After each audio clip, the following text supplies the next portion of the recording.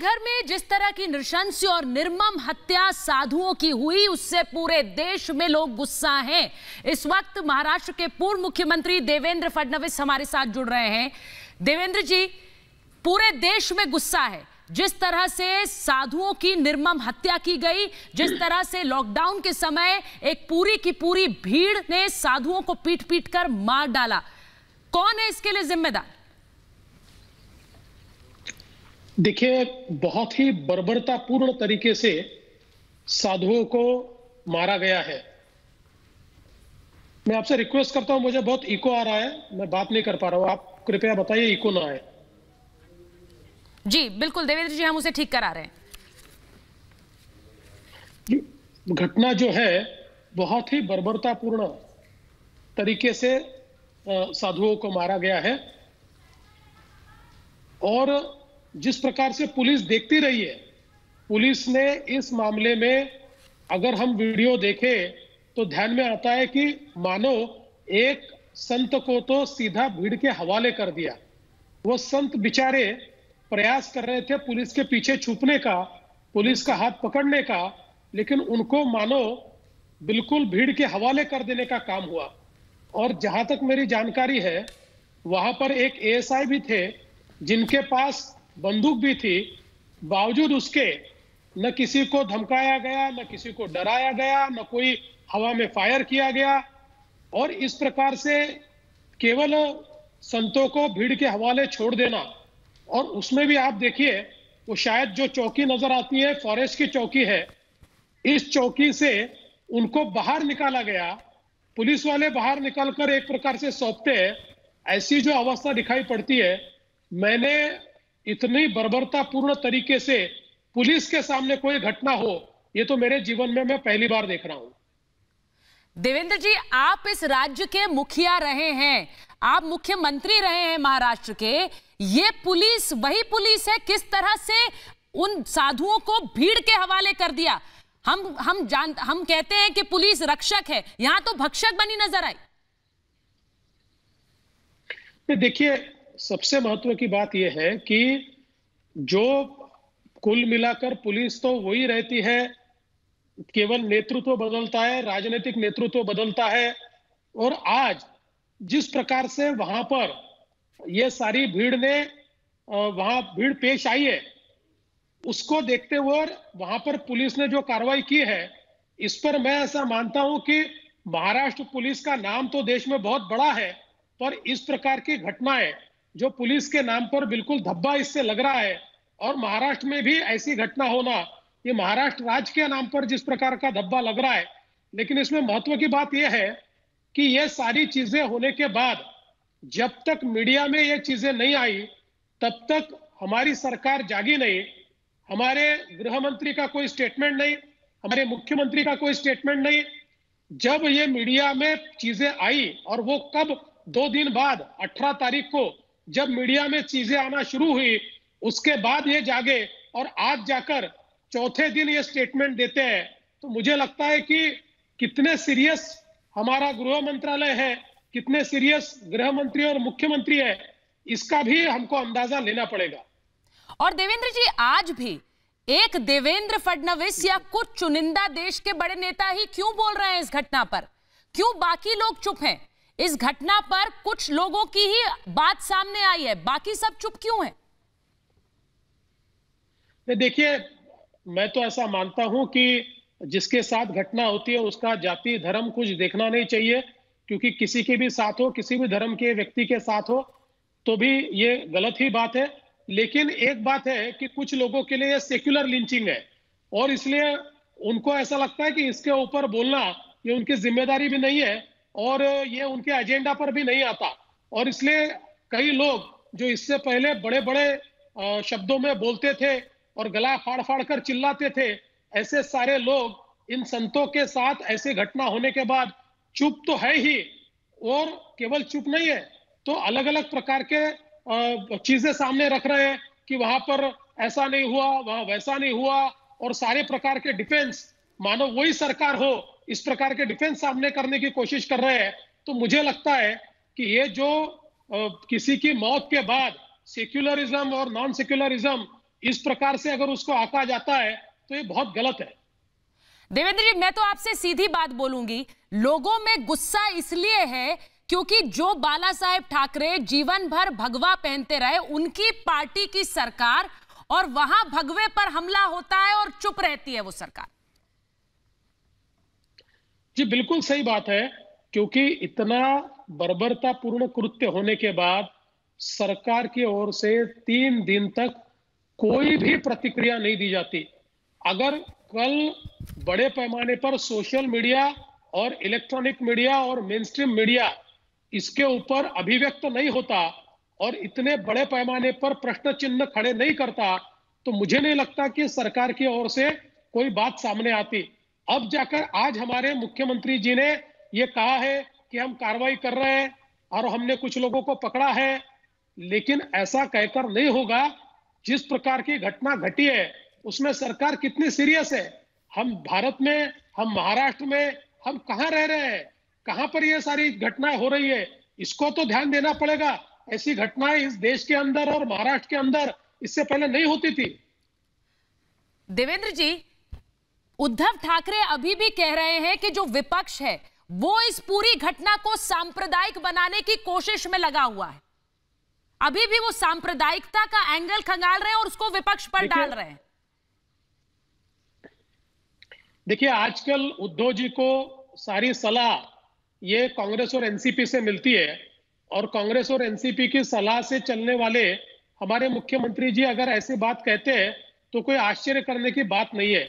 लेकिन मैं ये कहना चाहता हूं कि पूरे देश का जो संत समाज है, वो संत समाज जब सवाल पूछता है तो क्या वो सारा का सारा संत समाज सांप्रदायिक है? क्या संत समाज की ओर से प्रश्न पूछना ये सांप्रदायिकता है?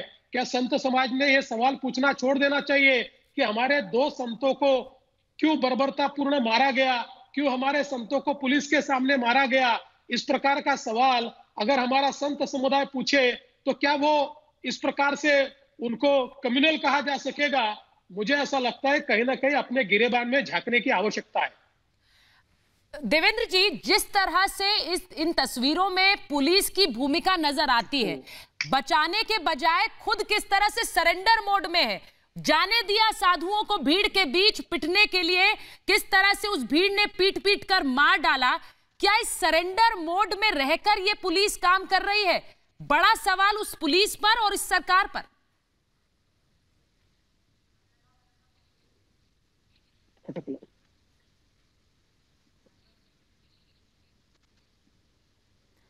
देवेंद्र जी, आप तक मेरी आवाज आ रही है?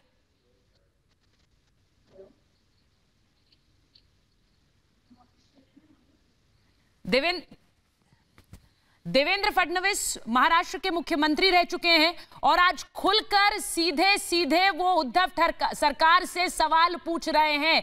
वो सरकार, वो पार्टी जिसने हमेशा हिंदुत्व की राह पकड़ी, आज साधु संतों पर हुए इस हमले पर चुप क्यों रही?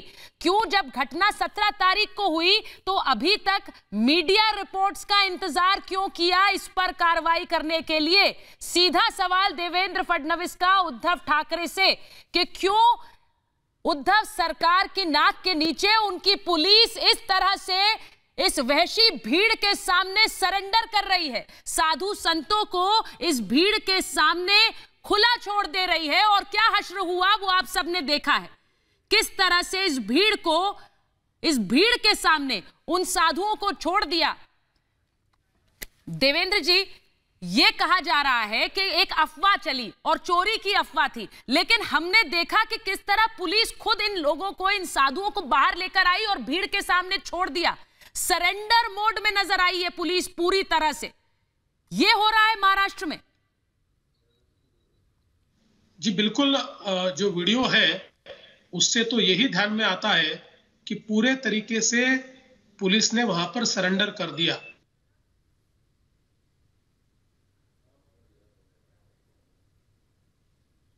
सरेंडर मोड में पूरी तरह से पुलिस नजर आ रही है। ये तस्वीरें अपने आप में हैरान करने वाली हैं, शर्मनाक हैं, और किस तरह से जो भी देखेगा उसकी रूह कांप जाएगी। देवेंद्र जी, मैं तो आपसे बतौर एक प्रदेश के आप मुखिया रहे, अगर मैं पूर्व मुख्यमंत्री के रूप में ना पूछूं ये सवाल, सिर्फ सीधे सीधे मानवीय मूल्यों के आधार पर पूछूं, एक इंसान के रूप में पूछूं, ये तस्वीरें देखकर आपकी भी रूह कांप जाएगी। ये हो रहा है महाराष्ट्र में। केवल रूह कांपने का सवाल नहीं है, ये तस्वीरें ऐसी है कि जिसको देखने के बाद आदमी सो नहीं पाता है। हमारे महाराष्ट्र में इतनी बर्बरता कहां से आती है? इतना बर्बरतापूर्ण व्यवहार कैसे लोग कर पाते हैं? कहां मानवता चली जाती है?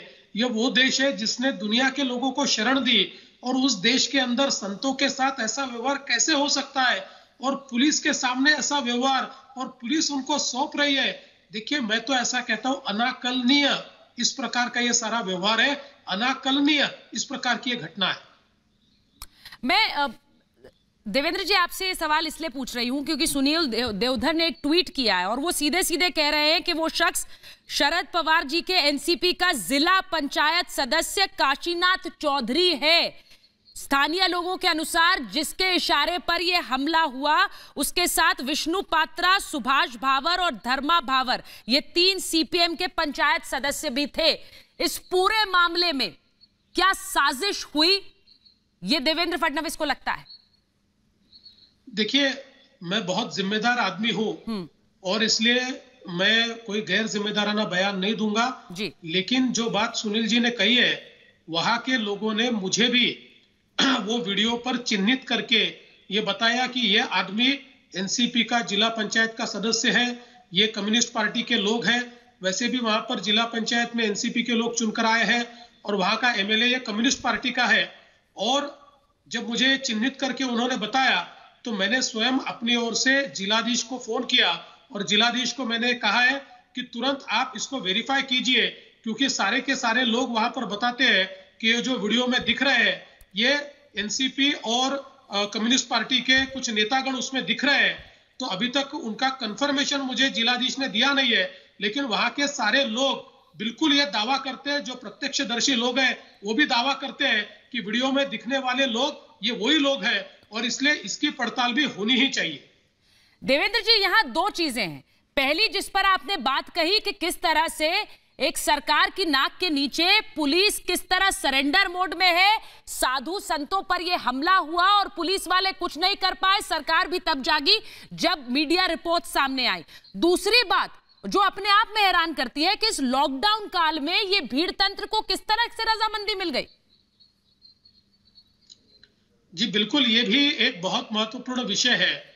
और इतना ही नहीं है, तो उस विभाग में इसके 2-3 दिन पूर्व और 2 जगह पर इस प्रकार की घटनाएं हुई है।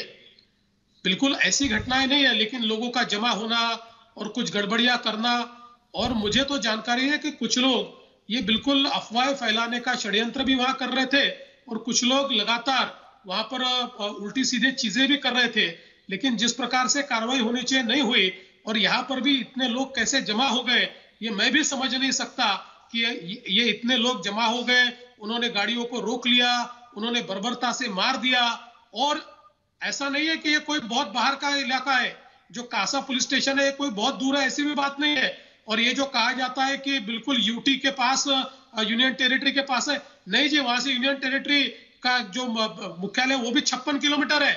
तो ये सारा बिल्कुल महाराष्ट्र का ऐसा भाग है जहां पर पहुंचना कोई मुश्किल काम नहीं है। यहाँ पर पुलिस बिल्कुल पहुंच सकती है, लेकिन पुलिस वहां पहुंची नहीं। जो लोग थे पुलिस के, उन्होंने भी लोगों को सौंप दिया। तो ये सारे प्रश्न तो हमारे सामने खड़े होते ही है ना।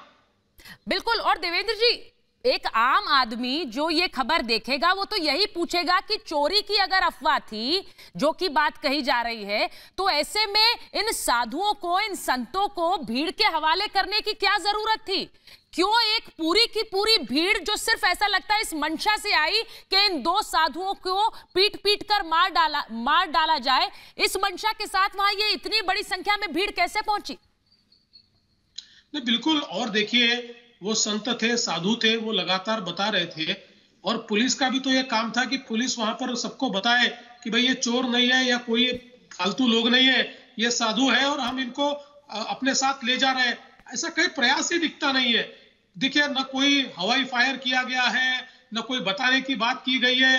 आपके तो अभी विजुअल्स आपके सामने भी चल रहे हैं, आप देखिए मानो संतों को तो सौंपा जा रहा है कि भाई ले लो, आप इनको चाहे जितना मारो, बर्बरता से मारो, मार डालो, कोई प्रॉब्लम नहीं है, इस प्रकार से सौंपा जा रहा है। बिल्कुल, जो बात आपने बताई देवेंद्र जी, इस वक्त दुखद है कि महाराष्ट्र में साधु संतों पर इस तरह का हमला हो रहा है और सरकार को मीडिया रिपोर्ट्स के हवाले से जगाना पड़ रहा है और अब कार्रवाई की बात कर रहे हैं वो जो हमेशा से हिंदुत्व की बात करते आए, वो साधु संतों पर अभी भी इस तरह के हमले के बाद भी सिर्फ कार्रवाई का आश्वासन देते नजर आ रहे हैं। बहुत बहुत धन्यवाद देवेंद्र फडणवीस, रिपब्लिक भारत से बात करने के लिए और अपनी बात रखने के लिए। बहुत बहुत धन्यवाद।